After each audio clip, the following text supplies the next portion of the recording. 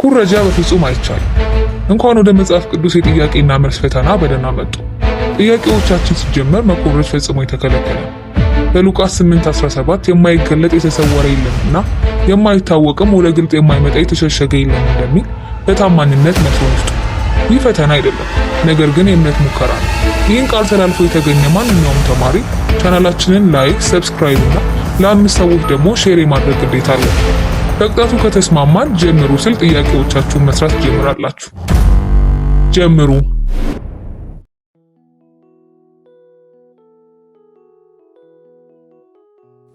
የሙሴ ወንድም ማን ነው? ሀ አሮን፣ ለ ዮሴፍ፣ ሐመሩሃ አቤል፣ መ ካሌብ።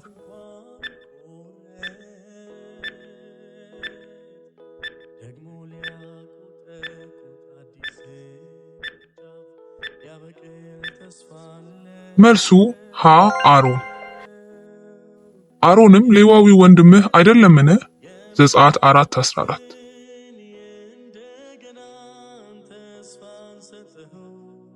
እግዚአብሔር ሙሴን በእሳት ቁጥቋጦ ውስጥ ያናገረው በየትኛው ተራራ ላይ ነበር? ሀ በሲና ተራራ፣ ለ በኮሬብ ተራራ፣ ሐመሩሃ በአራራት ተራራ፣ መ በጽዮን ተራራ።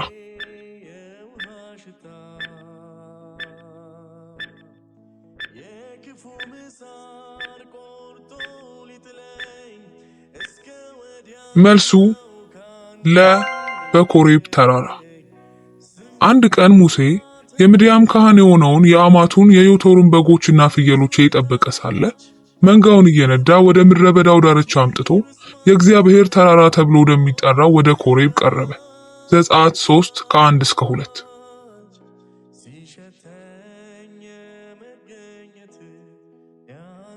እግዚአብሔር ሙሴን በፈርዖን ፊት ምን እንዲያደርግ አዘዘው?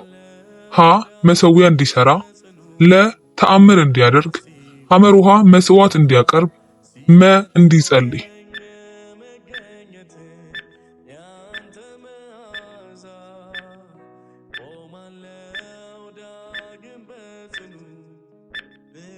መልሱ ለ ተአምር እንዲያደርግ።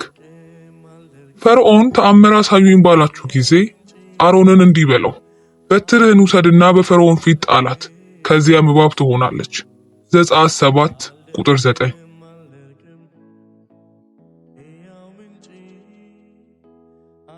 የመጀመሪያው መቅሰፍት ምን ነበር?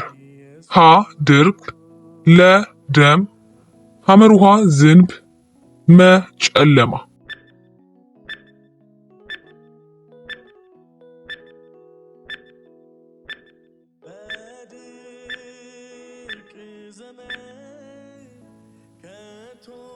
መልሱ ለ ደም። ውሃውም በሙሉ ወደ ደም ተለወጠ። ዘጸአት 7:20።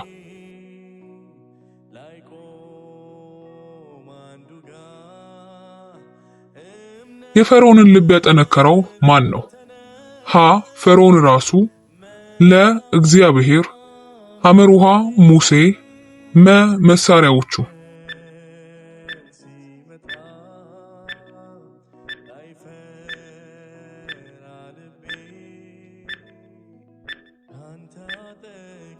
መልሱ ለእግዚአብሔር። ዘጸአት 9:12 እግዚአብሔር ያህዌ ግን የፈርዖንን ልብ አደነደነ።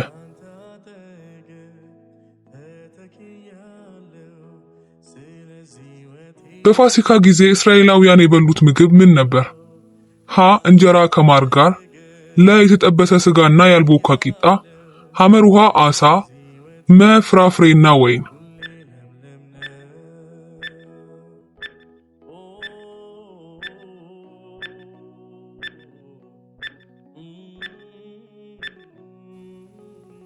መልሱ ለ የተጠበሰ ስጋና ያልቦካ ቂጣ።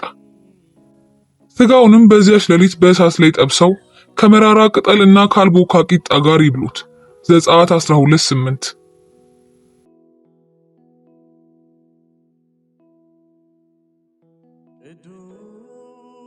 ቀይ ባህርን በደረቅ መሬት ላይ የተሻገሩት እነማን ናቸው? ሀ ግብፃውያን፣ ለ እስራኤላውያን፣ ሐመሩሃ ከነዓናውያን፣ መ አማሌቃውያን።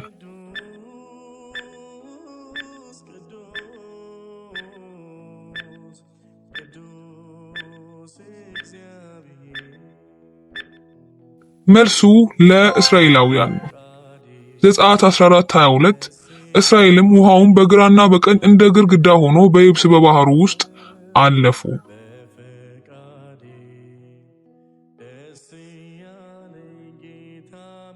የፈርዖንን ሰራዊት ያጠፋው ምን ነበር? ሀ የመሬት መንቀጥቀጥ፣ ለ ዝናብ፣ ሐመር ውሃ ቀይ ባህር፣ መ እሳት።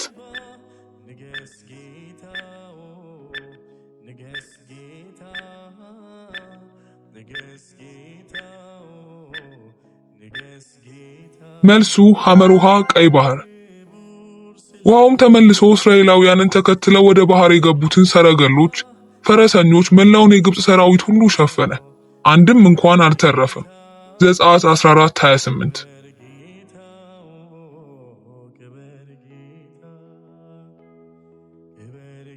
እግዚአብሔር ከሰማይ ለእስራኤላውያን የሰደደላቸው ምግብ ምን ነበር? ሀ በቆሎ፣ ለ መና፣ ሐመር ውሃ አሳ፣ መ ማር።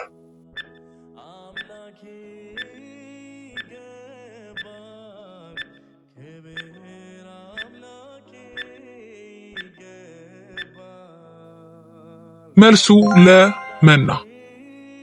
የእስራኤልም ልጆች ወደሚኖሩባት ምድር እስኪመጡ ድረስ 40 ዓመት መና በሉ። ወደ ከነዓንም ምድር ድንበር እስኪመጡ ድረስ መና በሉ። ዘጸአት 16:35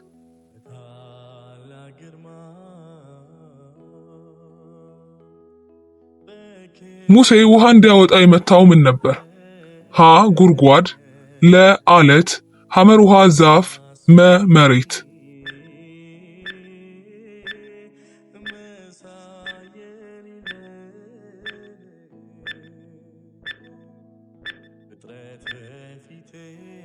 መልሱ ለአለት።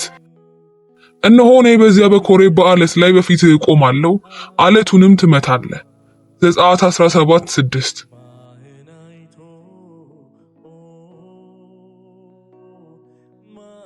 በአማሌቅ ጦርነት ወቅት የሙሴን እጆች የደገፉት ማን ነበሩ?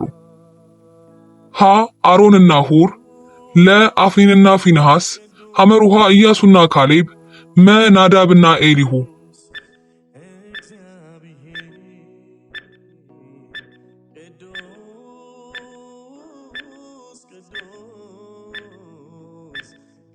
መልሱ ሀ አሮንና ሁር።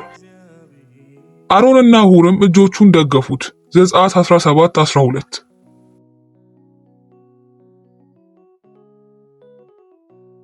ሙሴ 10ቱን ትእዛዝ የተቀበለው በየትኛው ተራራ ላይ ነበር? ሀ በኮሬብ ተራራ፣ ለ በሲና ተራራ፣ ሐመር ውሃ በጽዮን ተራራ፣ መ በሞሪያም ተራራ።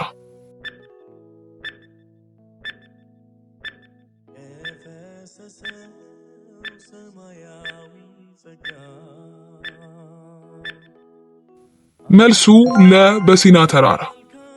እግዚአብሔርም በሲና ተራራ ላይ ወደ ተራራው ራስ ወረደ። እግዚአብሔርም ሙሴን ወደ ተራራው ራስ ጠራው፣ ሙሴም ወጣ። ዘጸአት 19:20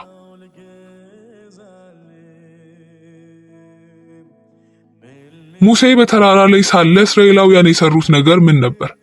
ሀ የእንጨት ጣዖት፣ ለ የወርቅ ጥጃ፣ ሐመር ውሃ የናስ እባብ፣ መ የብር መሠዊያ።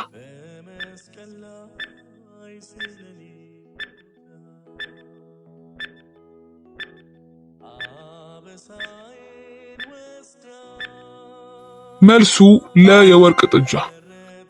ከእጃቸውም ተቀብሎ በመቅረጫ ቀረጸው፣ ቀልጦ የተሰራም ጥጃ አደረገው። እርሱም እስራኤል ሆይ እነዚህ ከግብፅ ምድር ያወጡ አማልክት ናቸው አላቸው። ዘጸአት 32:4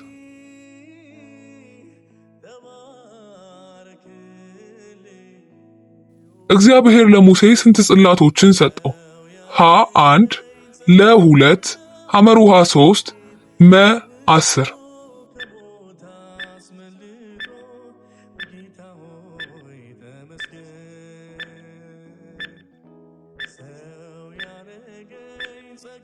መልሱ ለ2።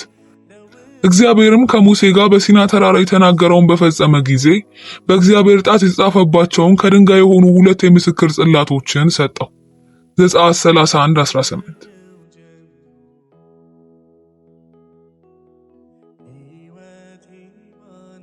ሙሴ ከእግዚአብሔር ጋር ከተነጋገረ በኋላ ፊቱን የሸፈነው በምን ነበር? ሀ በቁርበት፣ ለ በዘይት፣ ሐመር ውሃ በመጋረጃ፣ መ በብርሃን።